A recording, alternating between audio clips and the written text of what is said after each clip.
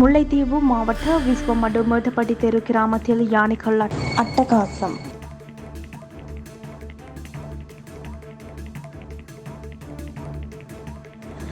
முல்லைத்தீவு விஸ்வமடு மேட்டுப்பட்டி தெரு கிராமத்தில் விவசாயி ஒருவரின் பயிர்களை யானைகள் சேதப்படுத்தியுள்ளது.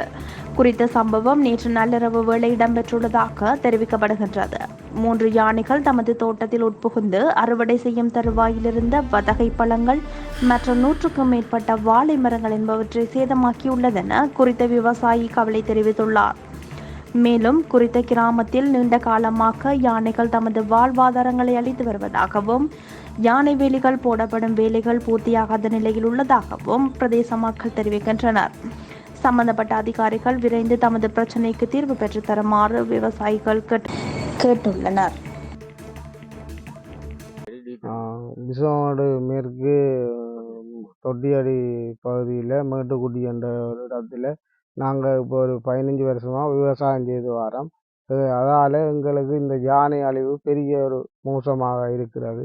இப்படித்தான் முதலும் ஒரு 2 வருஷங்களுக்கு முன்னர் வந்து எங்களை பூசணிகள் இதுகளை எல்லாம் அழித்து, இப்போ இந்த வர்த்தக அதுகள் எல்லாம் இப்போ ஒரு 3-4 லட்சம் ரூபாய் செலவழித்து பைப் லைன்கள் எல்லாம் பூட்டி நாங்கள் எல்லாம் பராமரித்து வந்து இன்னும் ஒரு 10 நாளைக்கு நாங்கள் அறுவடை செய்கிறதுக்கு இருந்த நாங்கள் இரவு வந்து 3 யானை வந்து முற்று முழுதாக அழித்து இந்த இதுகளுக்கு விளைவிக்கிற பயிர்கள் எல்லாத்தையும் தின்றுட்டு எங்களுக்கு இந்த யானை வேலி அதுகளை ஒரு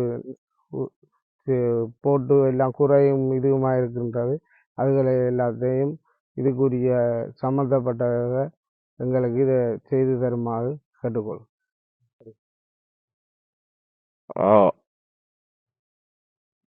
ராத்திரி இரவு 3 யானை வந்து ஒரு 100 வாழை அப்படியே எல்லாம் சரமாரியாக்கி ஒரு 3 லட்சம் ரூபாய் 2.5 லட்சம் ரூபாய் விற்கக்கூடிய வர்த்தக பழம் எல்லாம் சருமாரியாக்கிட்டு பெரிய ஒரு கஷ்டத்தில் தான் பாடுபடுறோம். அடைய வச்சு தனி வச்சு ஒன்றுமே செய்யலாமல் இருக்கு. உண்மையிலேயே பொருளாதாரத்தோட ஒரு வாழைக்கு கூட தண்ணி இறைக்க பெரிய பாடுபட வேண்டி கிடக்கு. பசல விலை அதிகரிப்பு, மருந்து அதிகரிப்பு, அப்படி இருந்தும் வேறு என்னதான் செய்கிறது செய்வோம் என்று வெளிக்கிட்டா இப்படியும் ஒரு சேதமண்டா ஒன்றுமே செய்யலாது.